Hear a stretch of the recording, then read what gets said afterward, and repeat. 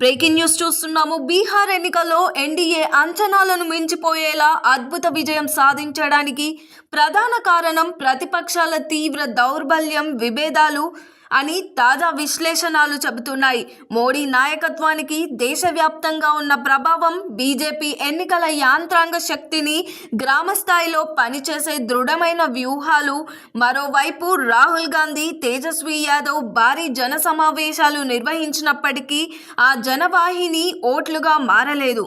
బీహార్ ప్రజల్లో కనిపించిన చాప కింద నీరు లాంటి వ్యతిరేకత, మహాగఠబంధన్ అంతర్గత కలహాలు, సీట్ల సర్దుబాటులో తగువులు, యాదవ్ అత్యంత వెనుకబడిన వర్గాల మధ్య విభేదాలు, ఆర్జేడీ గతసారి సాధించిన 75 సీట్ల నుండి ఈసారి కేవలం 25 సీట్లకు కుప్పకూలడం ప్రతిపక్ష సంక్షోభం ఎంత లోతుగా ఉందో చూపించింది. అలాగే ప్రశాంత్ కిషోర్ పార్టీ 238 స్థానాల్లో పోటీ చేసి 236 చోట్ల డిపాజిట్ కోల్పోవడం వ్యూహకర్తలపై ఆధారపడే రాజకీయాల పరభావానికి ప్రతీకగా నిలిచింది.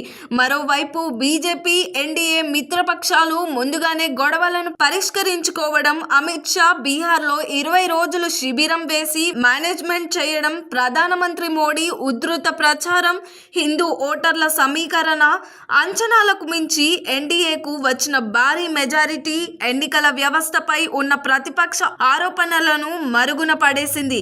ఎందుకంటే ప్రజా మద్దతే రాజకీయ విజయానికి అసలు ఆధారం. ప్రతిపక్షాలు తమ బలహీనతలను గుర్తించకపోతే మోడీ ఆధిపత్యాన్ని సవాలు చేసే అవకాశం సమీప భవిష్యత్తులో కనిపించేదని అభిప్రాయం మరింత బలపడుతుంది. మరి దీనిపైన మీ ఒపీనియన్ ఏంటో కామెంట్ చేయండి. మరిన్ని అప్డేట్స్ కోసం చూస్తూనే ఉండండి RLR టీవీ.